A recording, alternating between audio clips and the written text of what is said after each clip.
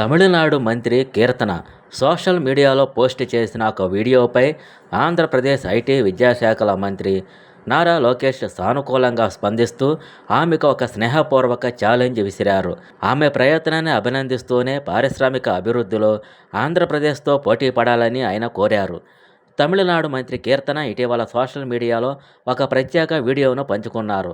దీనిపై నెట్టింట కొందరు ట్రోలింగ్ చేయగా, మంత్రి నారా లోకేష్ ఆమెకు మద్దతుగా నిలిచారు. తమిళనాడులో కొత్త ప్రభుత్వం కొలువుదీరింది. ముఖ్యమంత్రి విజయ్ పాలనాపరమైన అంశాలతో బిజీ అయ్యారు. మంత్రులు కూడా ఫీల్డ్లోకి దిగారు. వారి శాఖలపై ఫోకస్ పెట్టారు. యువ మంత్రి కీర్తన కూడా తమిళనాడుకు పెట్టుబడులు తీసుకురావడంపై ఫోకస్ పెట్టారు. ఇండస్ట్రీస్ శాఖ మంత్రి కీర్తన తన రాష్ట్రానికి ఇన్వెస్ట్మెంట్స్ ఆహ్వానిస్తూ ఒక ఆకర్షణీయమైన వీడియోను సోషల్ మీడియాలో పోస్ట్ చేశారు. ఈ వీడియోలో తమిళనాడు భవిష్యత్తును తామే నిర్మిస్తామని, సింగిల్ విండో క్లియరెన్స్, వేగవంతమైన అనుమతులు, ఏఏ నగరాలు, గ్రీన్ హైడ్రోజన్, అధునాతన తయారీ, అంతరిక్ష ఆర్థిక వ్యవస్థ వంటి ఆవిష్కరణలతో ఒక అద్భుతమైన పర్యావరణాన్ని సృష్టిస్తున్నామని వివరించారు.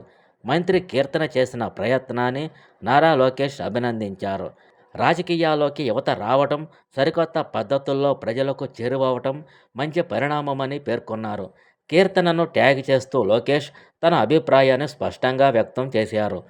కీర్తన గారు, పెట్టుబడులను ఆకర్షించడంలో మీ ఫోకస్ను అభినందిస్తున్నాను. ప్రతి ఇండస్ట్రీస్ మంత్రి తన రాష్ట్రాన్ని సక్రమంగా మార్కెటింగ్ చేయాలి. పెట్టుబడిదారులతో నేరుగా సంప్రదింపులు చేసి ఉద్యోగాలు కల్పించే వారిలో నమ్మకం పెంచాలి అని అన్నారు. దీనితో పాటు ఆంధ్రప్రదేశ్ తమిళనాడుకు గట్టి పోటీ ఇస్తుందని స్పష్టం చేశారు. ఈ సందర్భంగా నారా లోకేష్ ఆమెకు ఒక కొత్త టాస్క్ ఇచ్చారు. పరిశ్రమలు, పెట్టుబడులను ఆకర్షించడంలో ఆంధ్రప్రదేశ్ రాష్ట్రంతో పోటీ పడాలని ఆయన కోరారు.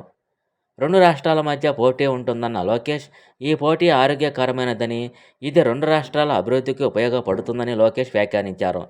ట్రోల్స్ ఉద్యోగాలు సృష్టించవు, పెట్టుబడులు మాత్రమే ఉపాధి అవకాశాలు కల్పిస్తాయి అని గుర్తు చేశారు.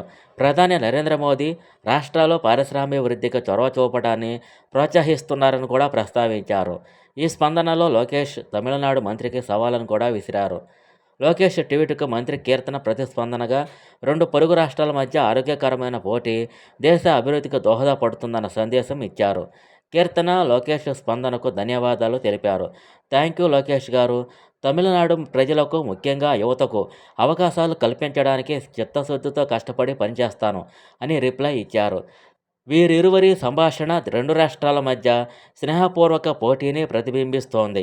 గతంలో టీడీపీతో అనుబంధం కలిగి ఉంది. ఆమె శివకాశి నియోజకవర్గం నుంచి గెలిచిన యువ మంత్రి. చాలా చిన్న వయసులోనే మంత్రి పదవి అందుకోవటం ఆమె సామర్థ్యానికి నిదర్శనం. 2024 ఆంధ్రప్రదేశ్ అసెంబ్లీ ఎన్నికల్లో టీడీపీ విజయం కోసం కీర్తన కృషి చేశారు.